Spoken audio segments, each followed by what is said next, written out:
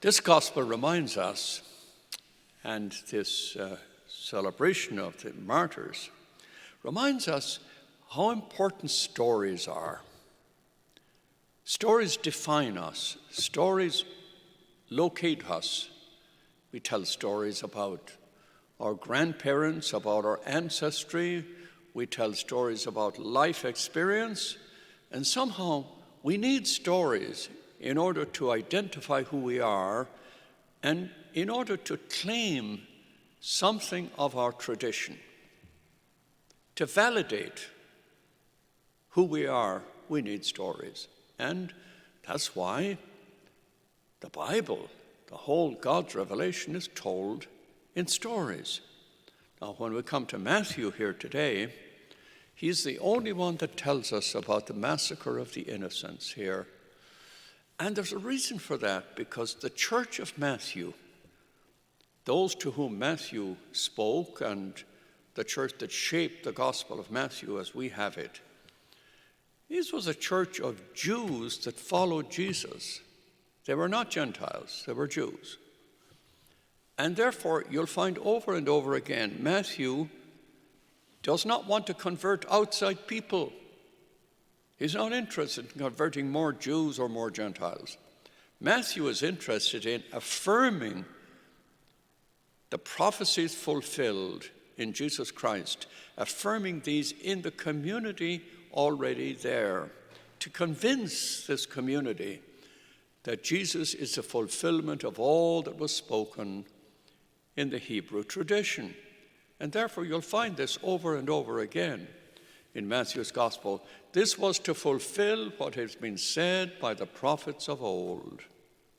And you'll find it here. He says, the massacre of the innocents, and they go down to Egypt. Out of Egypt I have called my son. He wants the people to remember Moses coming out of Egypt to form the people of Israel. And now Jesus will be called out of Egypt to form a new Israel. We speak about Rachel here, the Lamentations of Rachel. The tomb of Rachel is just outside Bethlehem. That's significant. And the lamentation of Rachel here, spoken by the prophet Jeremiah, actually refers to Rachel, who is the matriarch of the people of Israel.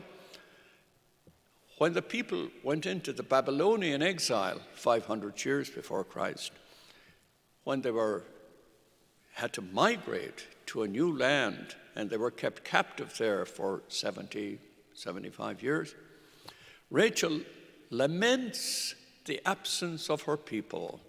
Her people are no more here in the promised land. They're gone into the Babylonian exile.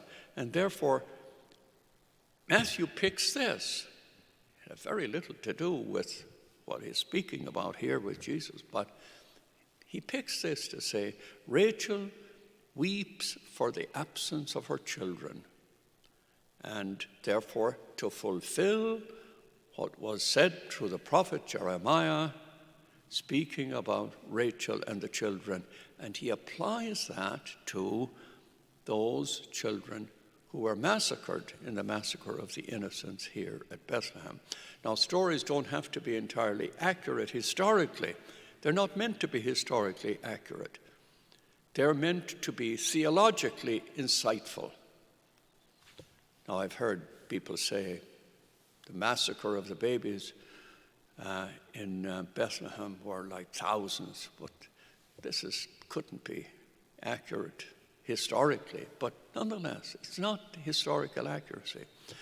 No different than the stories we tell.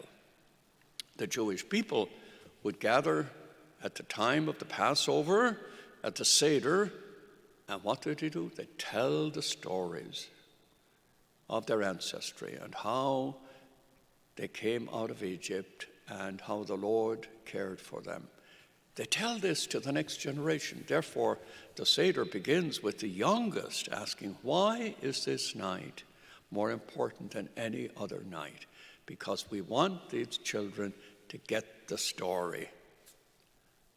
And we all have stories. Every culture has its stories.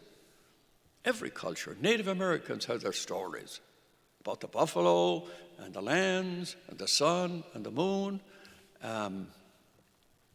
Jewish people have their stories. We have our stories. They're all in the Gospels. The life of Jesus, all the stories about Jesus.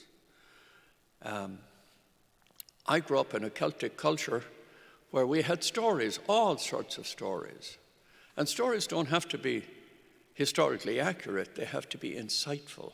They have to affirm our identity. I remember when I was very young, in our neighborhood, we had a Shanachie. A Shanachie in the Irish tradition is a storyteller.